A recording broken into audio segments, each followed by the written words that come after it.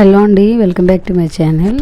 ఈ ఫ్రాక్ అనేది cutting video అనేది ఇంతకుముందు పోస్ట్ చేశాను, ప్రీవియస్ వీడియో. సో ఇప్పుడు స్టిచ్చింగ్ ఏ విధంగా చేయాలో చూద్దాం.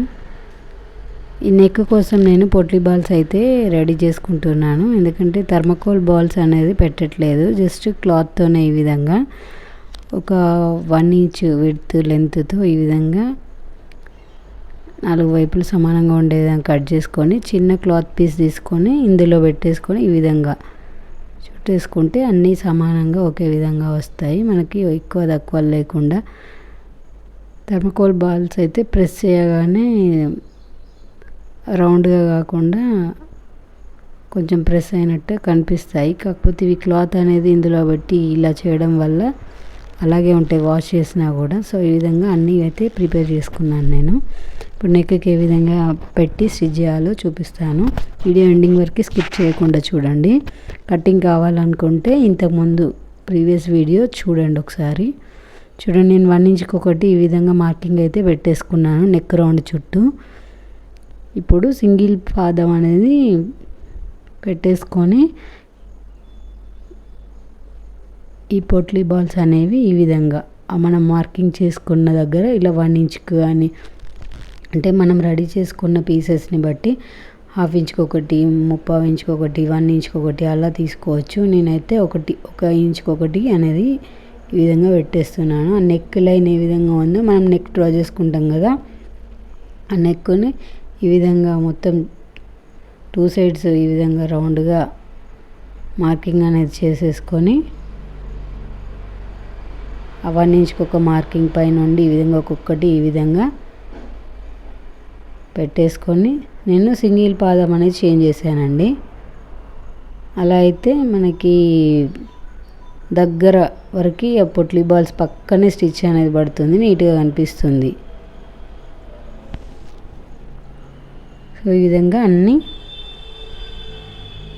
1 ఇంచ్కి ఒకటి ఈ విధంగా పెట్టేసుకుంటూ రావాలి. వీడియో ఎండింగ్ వరకు స్కిప్ చేయకుండా చూడండి. స్టిచ్చింగ్ కూడా చాలా ఈజీ అండి. అంబ్రెల్లా ఫ్రాక్ అంటే ఈ ప్రిల్స్ ఫ్రాక్ అనేది చాలా ఈజీ. చూడండి, ఈ విధంగా పెట్టేసుకున్నాను. ఇప్పుడు మనం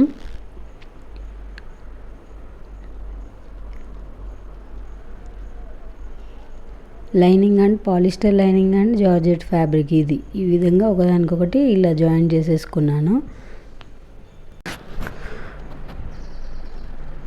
ఈ విధంగా మెయిన్ ఫ్యాబ్రిక్ మీద ఇలా opposite side, main fabric right side, ఇప్పుడు మనం పొట్లీ బాల్స్ పెట్టుకున్నది ఆపోజిట్ సైడ్స్ ఉండే విధంగా పెట్టుకొని ఈ విధంగా ఒక గుండు పిన్తో ఇలా పిన్ చేసుకున్నట్లయితే మనకి క్లాత్ అనేది అటు ఇటు జరిగిపోకుండా ఉంటుంది. స్టిచ్ వేసుకున్నప్పుడు ఈజీగా మనం జారిపోకుండా ఈజీగా వేసుకోవచ్చు. చూడండి, మళ్ళీ సేమ్ మనం ఇంతకు ముందు వేసిన స్టిచ్ మీదనే పడే విధంగా ఇలా కుట్టు అనేది వేసుకుంటూ రావాలి మెల్లగా.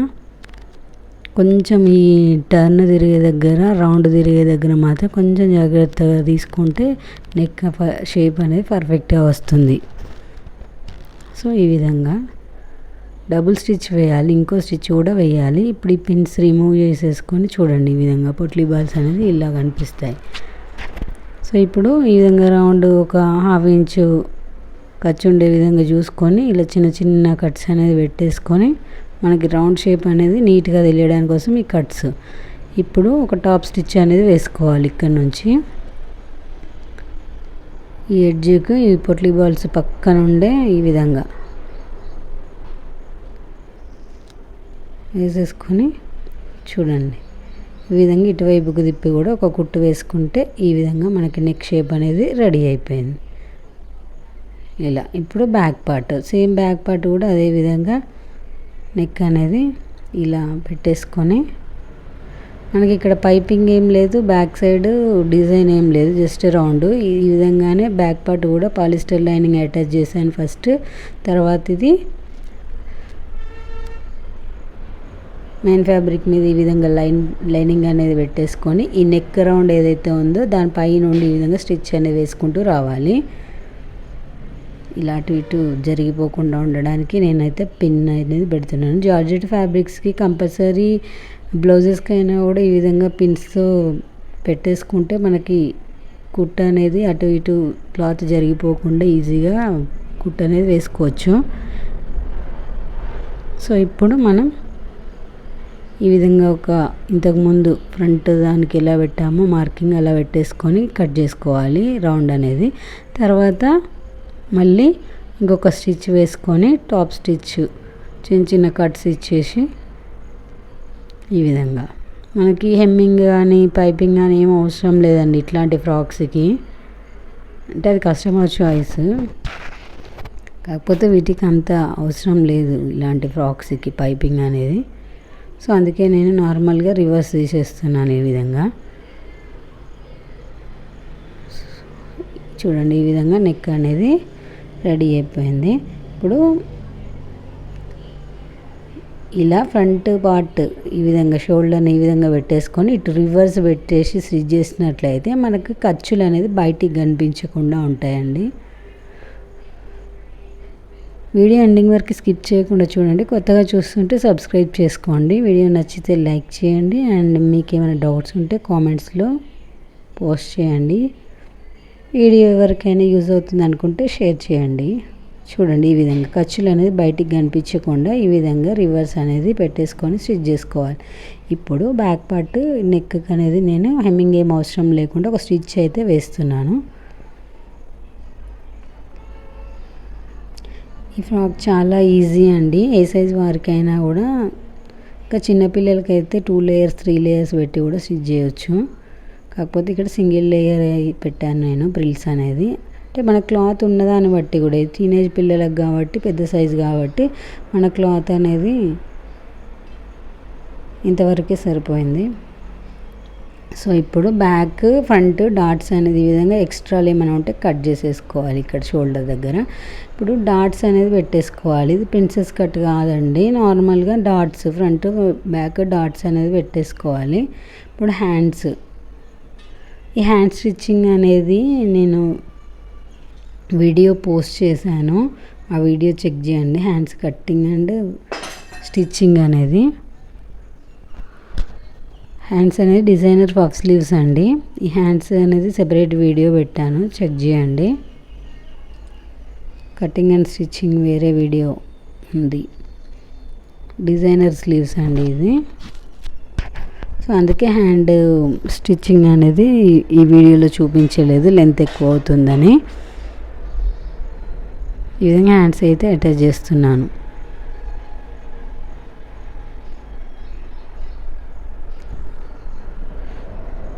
డబుల్ స్టిచ్ అయితే వేసేసుకుంటున్నాను. మనకి ఇంటర్లాక్ ఏం చెయ్యం కాబట్టి సో నేను ఇక్కడ కూడా ఇంకొక స్టిచ్ అనేది వేస్తాను.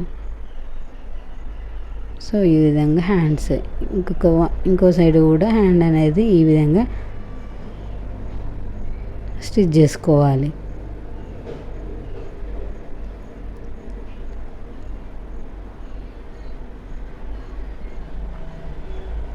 మీకు ఏదైనా సైజు కన్ఫ్యూజన్ ఉన్నా కూడా నాకు కామెంట్స్లో పోస్ట్ చేయండి, ఏ సైజ్ వారికి ఎంత తీసుకోవాలని చెప్పేసి మెజర్.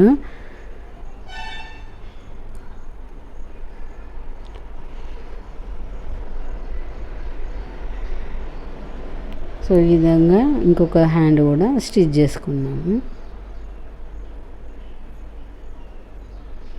ఈ విధంగా బాడీ పార్ట్ అనేది రెడీ అయిపోయింది.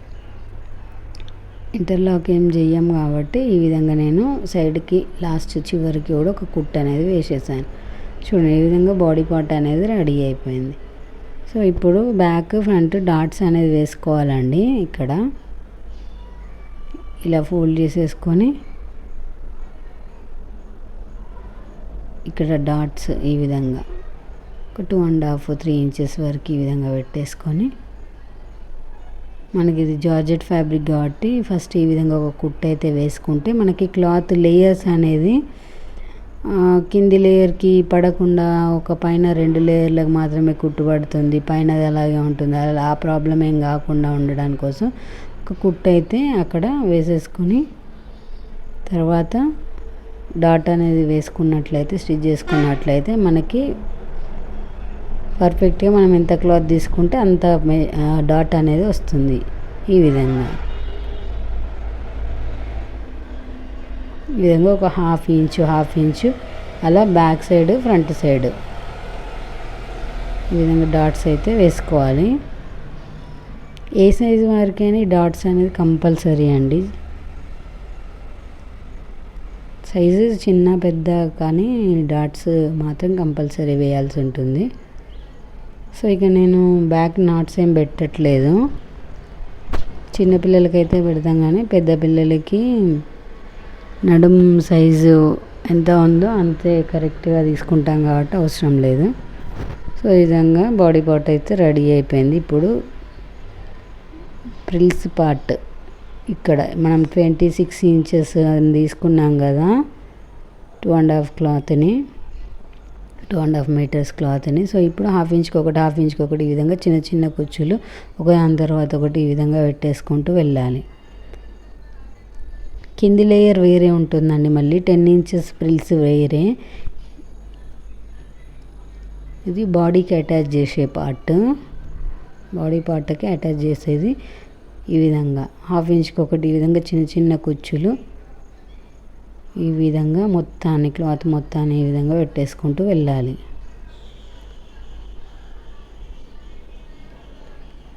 ఈ కుచ్చులు అనేది పెట్టేసుకున్న తర్వాత మన నడుము కొలతకి కరెక్ట్గా వచ్చాయా లేదా అనేది కూడా ఒకసారి చెక్ చేసుకోవాలి.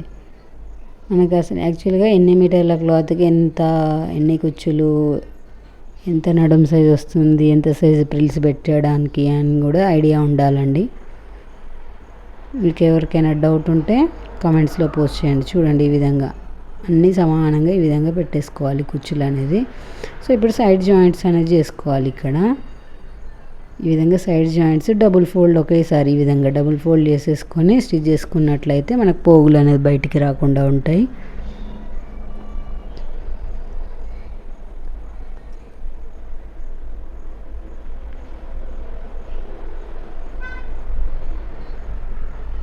ఈ విధంగా డబుల్ ఫోల్డ్ చేసుకొని పైన ప్రిల్స్ అనేది పెట్టుకున్నాం కదా అక్కడ వరకు ఇలా స్టిచ్ అనేది వేసుకోవాలి ఫోల్డ్ చేసి. సో ఈ విధంగా ప్రిల్స్ పార్ట్ అనేది రెడీ అయిపోయింది. ఇప్పుడు మనకి నడుం సైజ్ కరెక్ట్గా వచ్చిందా లేదా అని ఒకసారి చెక్ చేసుకొని లైనింగ్ కూడా సేమ్ ఇదే విధంగా కుచ్చులు అనేది పెట్టేసుకోవాలి. చూడండి సేమ్ ఇదే విధంగా కుచ్చులు అనేది పెట్టేసుకొని ఇందులో ఇన్సర్ట్ చేసేసుకొని ఇక్కడ కుట్టు ఒక దగ్గర కలిసే విధంగా పెట్టేసుకొని చుట్టూ ఒక స్టిచ్ అయితే లైనింగ్ అండ్ మెయిన్ ఫ్యాబ్రిక్ని ఈ విధంగా అటాచ్ చేసుకుంటూ రావాలి. కింద లైనింగ్ అనేది ఎక్స్ట్రా వచ్చింది కదా, అక్కడ మనకి కింది పార్ట్ ఇంకొక 10 ఇంచెస్ ప్రిల్స్ ఉంటుంది కదా, ఆ క్లాత్ ఆ పార్ట్తో కవర్ అయిపోతుంది. సో ఇప్పుడు లైనింగ్ అండ్ మెయిన్ ఫ్యాబ్రిక్ ఈ విధంగా అటాచ్ చేసుకోవాలి. ప్రిల్స్ దగ్గర చేసుకున్న తర్వాత కింద కూడా ప్రిల్స్ ఏ విధంగా పెట్టాలో చూపిస్తాను నేను.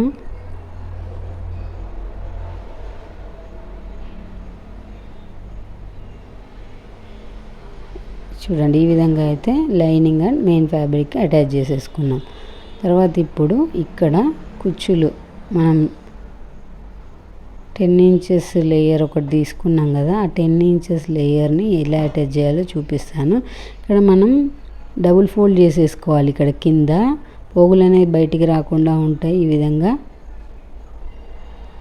ఇక్కడ నేను కోరంచే తీసుకున్నాను కాబట్టి సింగిల్ ఫోల్డింగ్ అనేది చేసేస్తున్నాను.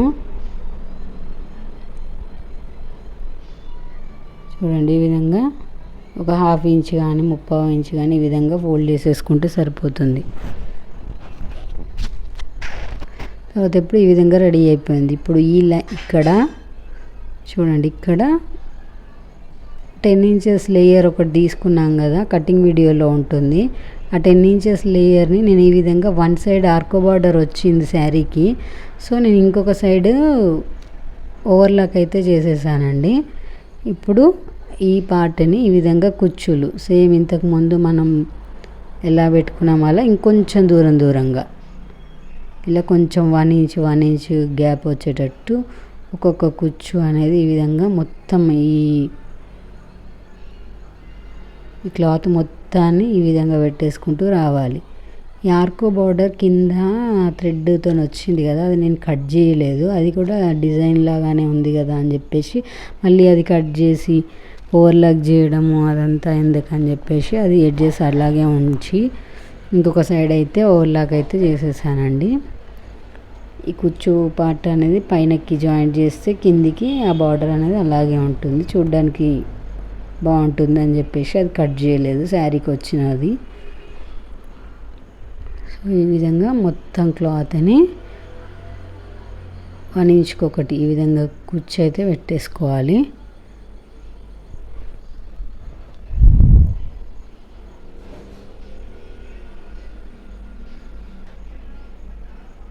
మనం అది 4 ఫోల్డ్స్ తీసుకుంటే ఇది 8 ఫోల్డ్స్ తీసుకున్నాము ఈ కుచ్చుల పార్ట్, ఎందుకంటే దానికి డబుల్ ఉండాలి ఎప్పుడైనా కుచ్చులు పెట్టే క్లాత్. పైన బాడీకి అటాచ్ చేసే కుచ్చుల పార్ట్ ఏదైతే ఉందో ఫ్రాక్, దానికంటే ఈ క్లాత్ డబుల్ ఉండాలి. మీరు పొడవు ఎంతనైనా తీసుకోండి, 5 ఇంచెస్ 6 ఇంచెస్ 7 ఇంచెస్ అలా. నేనైతే 10 ఇంచెస్ తీసుకున్నాను. సో 1 ఇంచ్ ఈ విధంగా ఓవర్లాక్కి ప్లస్ ఖర్చు కోసం, ఖర్చు అంటే పైన జాయింట్ చేస్తాము అక్కడ, దానికోసం పోతే 9 ఇంచెస్ అయితే ఉంటుంది. చూడండి ఈ విధంగా మొత్తం ఇలా అయితే పెట్టేసుకున్నాము. ఇప్పుడు ఇదిని ఇంతకుముందు మనం డబుల్ ఫోల్డ్ చేసి కుట్టేసుకున్నాం కదా, అక్కడ కుట్టు దగ్గర సైడ్ జాయింట్ ఉంటుంది కదా, సైడ్ జాయింట్ దగ్గర ఈ ప్రిల్స్ పార్ట్కి కూడా జాయింట్ అనేది ఉంటుంది కదా, అవి రెండు కుట్టు కలిసే దగ్గర ఈ విధంగా పెట్టేసుకొని ఇలా ఒక 1/2 ఇంచ్ పైకి మనం పట్టీ పెట్టుకున్నాం కదా, ఆ పట్టీ పైన ఉండే కిందకి రాకూడదు పైనకి రాకూడదు, ఆ పట్టీ పైనే ఈ విధంగా చుట్టూ స్టిచ్ చేసుకుంటూ రావాలి. ఇలా మొత్తాన్ని ఇక్కడ కొంచెం జాగ్రత్తగా స్టిచ్ చేయాలి, కుచ్చు పైన కుచ్చు రాకుండా, క్లాత్ ఫోల్డ్ అవ్వకుండా కొంచెం నెమ్మదిగా ఇలా స్టిచ్ చేసుకుంటూ రావాలి. వీడియో నచ్చితే ఒక లైక్ చేయండి, ఏమైనా డౌట్స్ ఉంటే కామెంట్స్లో పోస్ట్ చేయండి. నేను హ్యాండ్స్ వీడియో అనేది కటింగ్ అండ్ స్టిచ్చింగ్ అనేది వేరే వీడియో పోస్ట్ చేశాను, చెక్ చేయండి.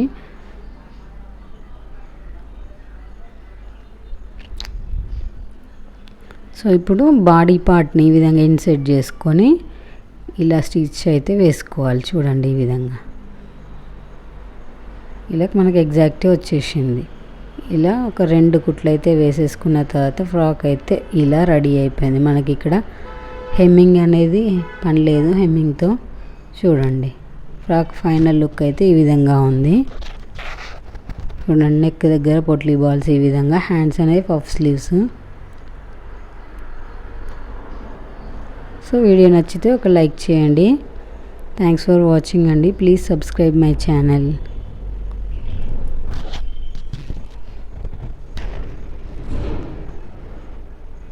ఫైనల్ లుక్ అనేది ఈ విధంగా ఉంది. కింద వేసి వీడియో తీస్తే మనకు ఫ్రాక్ సైజు చిన్నగా కనిపిస్తుంది, కానీ 48.5 49 ఇంచెస్ ఉంటుంది. Thanks for watching. Please subscribe my channel అండి.